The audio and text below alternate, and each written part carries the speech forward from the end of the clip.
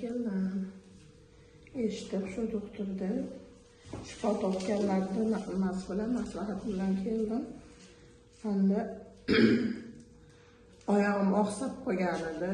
Keyin belimda og'riq bo'lib, уже sekin oldiga bukchayib, bitta oyog'im ko'tarilmay, kundan kunga ahvolim yomon tomonga ketayotganini sezayotgandim.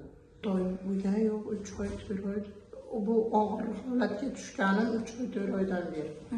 Oldin boshlanishi o'zi oyoqda sekin og'riq bo'lib, keyin borgan sari bitta nima qo'shilaverdi-da, oxiri yurolmay qoldi. Birinchi kundayoq уже sразу bitta lecheniya olgandan keyin yurishim, harakatim bilindi, yurdim.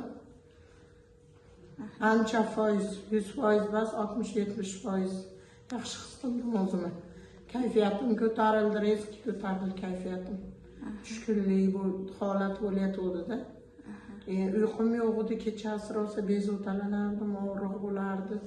Bir kunda 3 ta 4 ta og'riq qoldiradigan dori ichib yurardim. Hozir dori ichmayapman.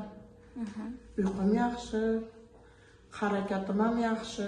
Bugun nechinchi kun? 4-kun bugun. Уже 80-90% yaxshi.